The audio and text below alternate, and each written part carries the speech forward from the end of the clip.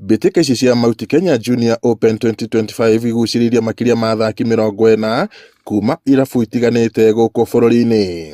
Hĩndĩ ya mbĩtĩka ici, Yuvraj Rajput kuma kĩrabu kĩa golf gĩa Sigona niwe ũiyũkĩtie ũhotani thutha wa kwĩmathĩra pointi 220 aumĩtwo thutha nĩ Amar Shah wa kĩrabu kĩa Windsor na Peter Gathogo wa Nakuru Golf Club arĩa memathĩire pointi 223 na pointi 235 hamwe.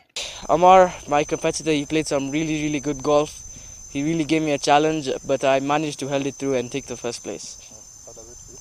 It feels good. I've been chasing Wagga for so long and it finally feels good to get it.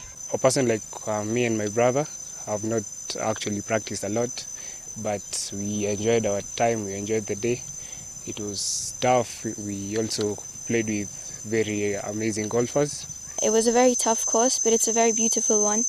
And it didn't go as planned, but I had lots of fun. Arũgamĩrĩri a mbĩtĩka ici hamwe na aciari nĩ magathĩrĩirie mathako maya makiuga nĩ marateithia gũkũrana na gũkũria taranda kũrĩ ciana nini.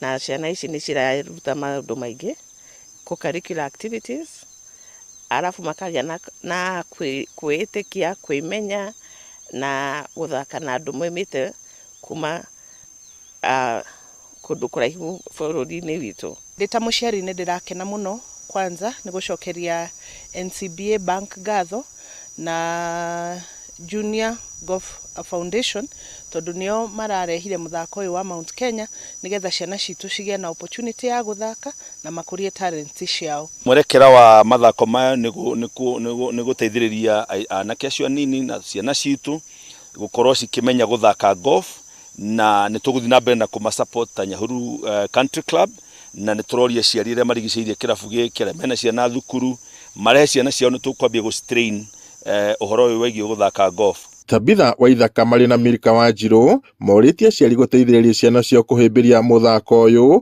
amu ũrĩ na moguni maingĩ. Handũ-inĩ ha Inooro TV haro-inĩ kuma kĩrabu kĩa golf kĩa Nyahururu gũkũ nĩ kaũntĩ-inĩ ya Laikipia njĩtagwo Peter Mwangi.